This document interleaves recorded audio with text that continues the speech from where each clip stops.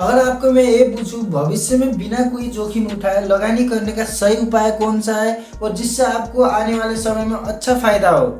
अगर आप मेरी बात को सुनकर एसआईपी अर्थात की सिस्टमेटिक इन्वेस्टमेंट प्लान सोच रहे हो तो आप बिल्कुल सही हो। दोस्तों, विश्व में जितने भी अमीर लोग हैं वो लोग बिजनेस में तो आगे रहते ही हैं, पर वो लोग इन्वेस्टमेंट और टाइम मैनेजमेंट में और ज्यादा अनुशासित रहते हैं।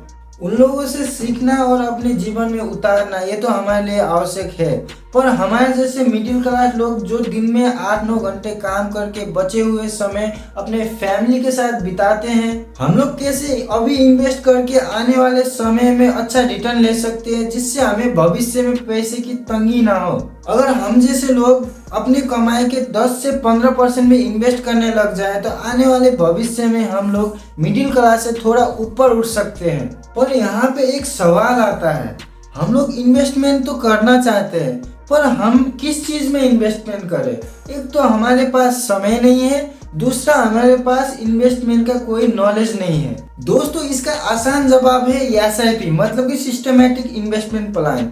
ये क्या है, इसमें कैसे इन्वेस्ट करना है, इसके बारे में तो हम लोग बात करेंगे ही, पर आपको मैं इसके अलावा 7 पॉइंट बताऊंगा ऐसे जिसको आपको जानना ही पड़ेगा अगर आप लोग एसआईपी में इन्वेस्ट करना चाहते हो।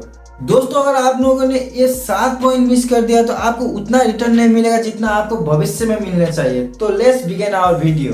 Point number 1, SIP is a long term investment. दोस्तों, अगर आप लोग जल्दी से जल्दी इन्वेस्ट करके जल्दी अमीर होना चाहते हो तो एसआईपी आपके लिए बिल्कुल नहीं है। दोस्तों, अगर आप लोग मिनिमम 20 साल के लिए रेगुलर पैसा फिक्स अमाउंट को इन्वेस्ट कर सकते हो तो एसआईपी आपके लिए बेस्ट है। और एक मेन बात, आप लोग लंबे समय तक इन्वेस्ट करते हो तो आपको रुपीज कॉस्ट एवरेजिंग का भी कोई फर्क नहीं पड़ेगा, मतलब कि मार्केट में होने वाले उतार चढ़ाव से आपको कोई भी घाटा नहीं होगा बल्कि आपको और ज्यादा रिटर्न मिलेगा।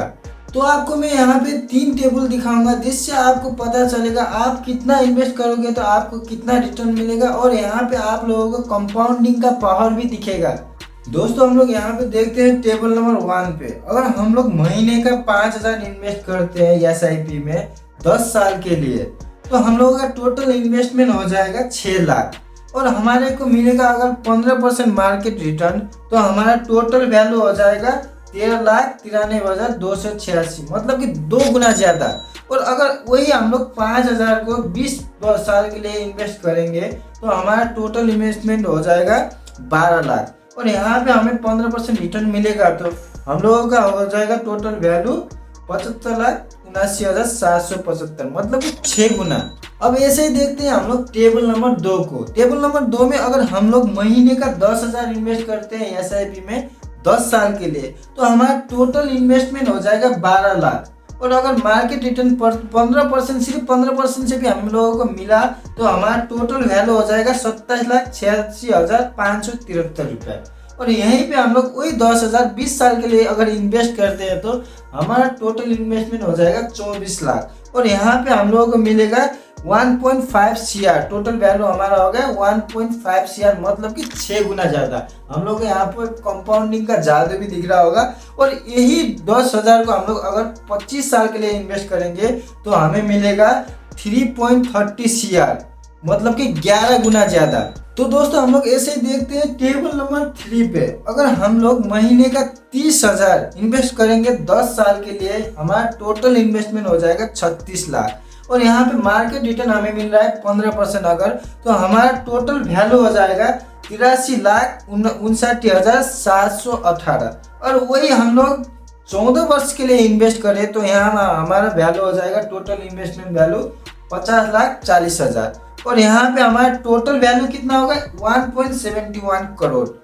और ऐसे ही हम लोग यहाँ पे 25 साल के लिए 30,000 इन्वेस्ट करते हैं तो 90 लाख हमारा टोटल इन्वेस्टमेंट हो जाएगा, और यहाँ पे 15% मार्केट रिटर्न से देखें तो हमें 10 करोड़ रुपए मिलेगा, मतलब कि 11 गुना ज्यादा। दोस्तों, इसीलिए कंपाउंडिंग को 8वां अजूबा भी कहा जाता है। तो हम लोग ऐसे ही बात करते हैं अगले पॉइंट की, गोल बेस्ड एसआईपी। मतलब कि आप भविष्य में कौन सा फाइनेंशियल गोल को पूरा करने के लिए एसआईपी कराते हो। आपका विजन पूरी तरीके से क्लियर होना चाहिए। जैसे कि आप अभी 30 साल के हो और आने वाले 20 साल में आप लोग 50 साल हो जाओगे।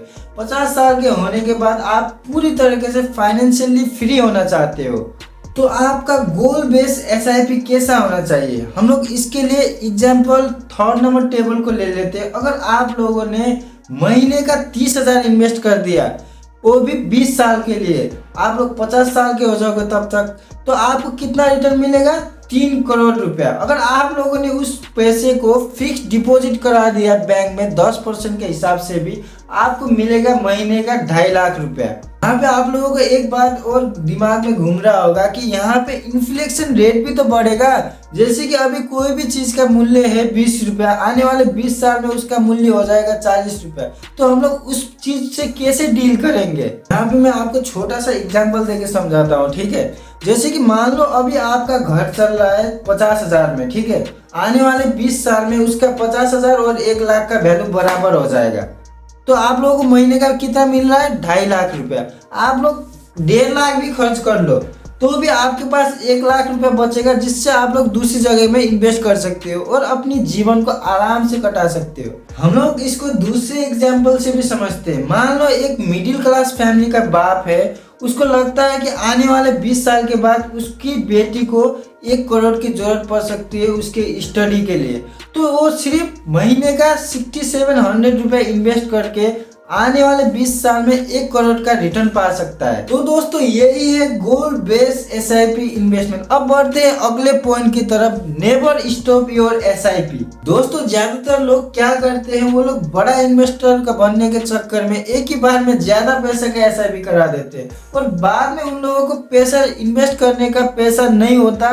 उसके बाद उन लोगों के पास एक ही उपाय होता है, वो है एसआईपी तोड़ने का। दोस्तों आपको एसआईपी में इन्वेस्ट जितना आपका कैपेसिटी है उतना ही करना चाहिए, जिससे आपका बाद में एसआईपी रुके। दोस्तों अगर आप लोग एसआईपी बीच में छोड़ देते हो तो आपको 2 नुकसान होंगे। एक तो आपको एग्जिट लोड देना पड़ेगा, माना कि आप लोग अगर निकल रहे हो एसआईपी से तो आपको वहां पे फाइन भी देना पड़ेगा, और दूसरा बेफायदा है आप लोगों को जितना रिटर्न मिलना चाहिए उतना रिटर्न भी नहीं मिलेगा। दोस्तों ऐसे हम लोग बढ़ते हैं अगले पॉइंट की तरफ, डू सेल्फ रिसर्च और take advice from good financial advisor. अगर आप कोई भी एसआईपी में इन्वेस्ट कर रहे हो तो आपको उसके बारे में रिसर्च करना बहुत ही ज्यादा जरूरी है, क्योंकि एसआईपी फंड बहुत सारे प्रकार के होते हैं और उसका रिस्क और रिटर्न भी अलग अलग होता है। जैसे कि equity based fund, hybrid fund and डेब्ट फंड।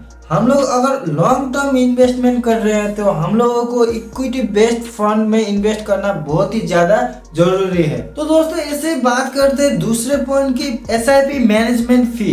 दोस्तों जैसे कि मार्केट में बहुत सारे एसआईपी कंपनियां होती है, ऐसे ही उन लोगों का मैनेजमेंट फी भी कम ज्यादा होता है। दोस्तों जैसे कि हम लोगों को पता है, अगर हमारा मैनेजमेंट फी हाई हो गया तो हमारे रिटर्न में भी बहुत ज्यादा इफेक्ट पड़ता है। इसीलिए हम लोगों को बहुत सारी कंपनियों का मैनेजमेंट फी को कंपेयर करके देख के इन्वेस्ट करना चाहिए। दोस्तों अब हम आ गए हैं लास्ट पॉइंट की तरफ। लास्ट पॉइंट है स्टार्ट अर्ली।